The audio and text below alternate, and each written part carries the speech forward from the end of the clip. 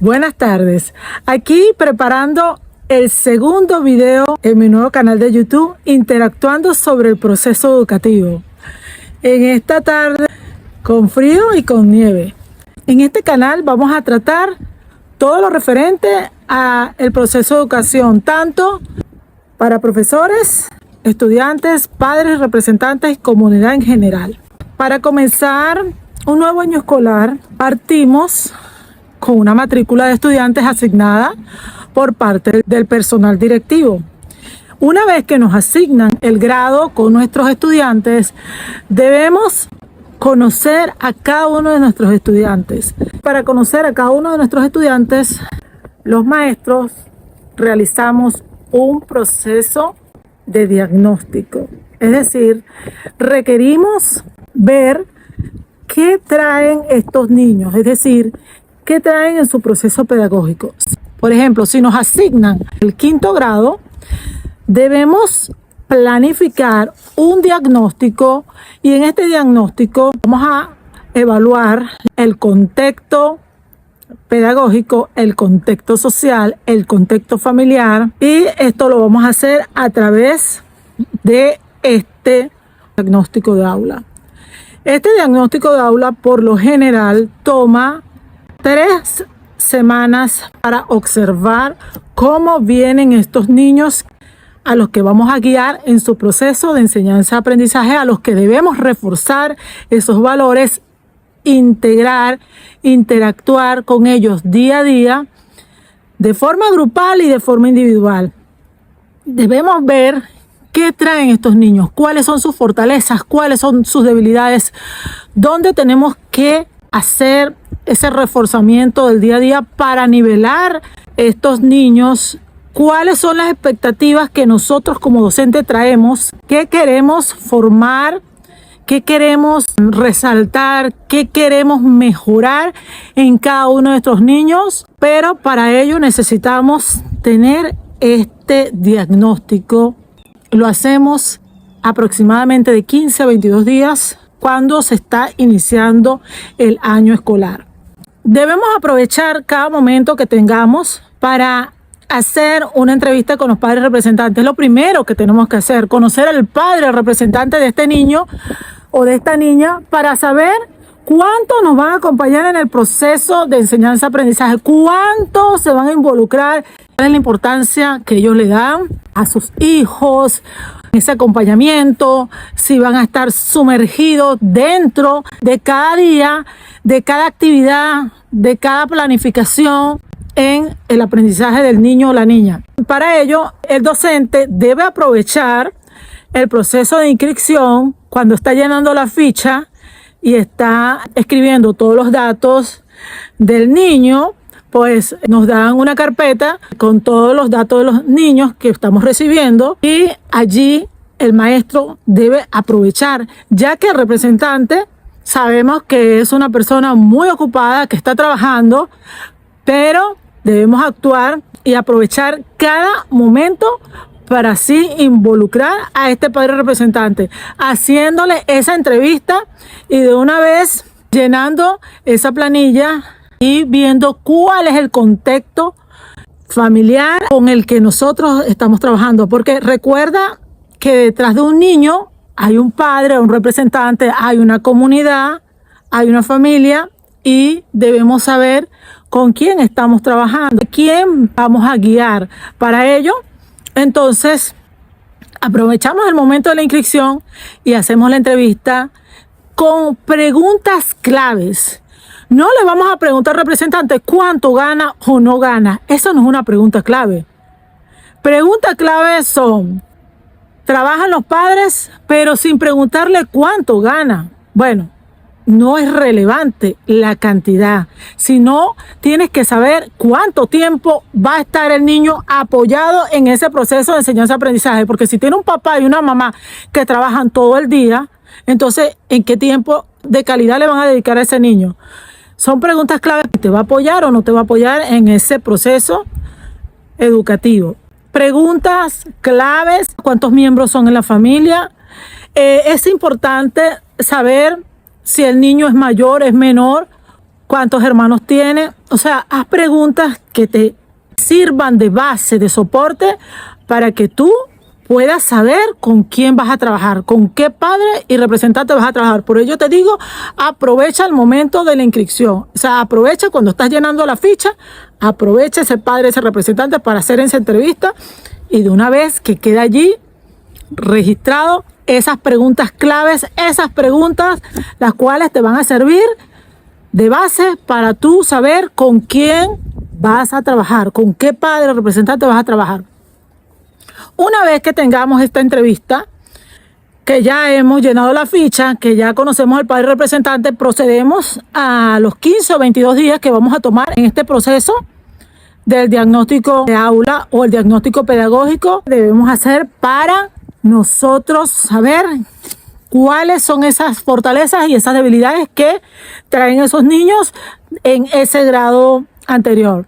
El programa de hoy es cómo elaborar un diagnóstico de aula, cómo elaborar ese diagnóstico en los primeros 15 a 22 días.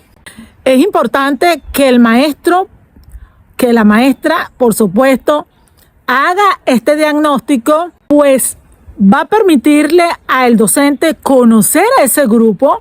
Deben planificarse objetivos acorde a ese grado, acorde a ese grupo.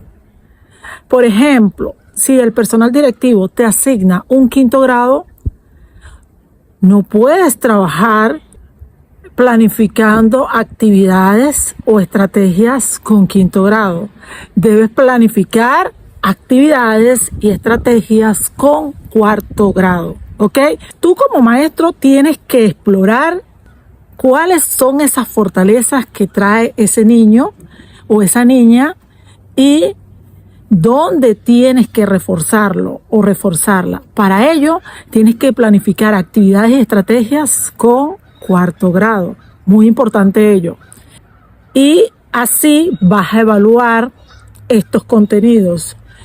Busca actividades y estrategias donde puedas evaluar al niño de manera grupal y de manera individual, para que tú observes como maestro cómo está la interacción de estos niños, cómo están esos valores, qué es lo que tienes que reforzar, qué es lo que tienes que corregir, y así planificar con esos objetivos que te lleven a ese perfil de grado que como maestro quieres alcanzar, esa meta de ese perfil de grado. Luego vamos a hacer un programa sobre el perfil de grado, cómo elaborar un perfil de grado.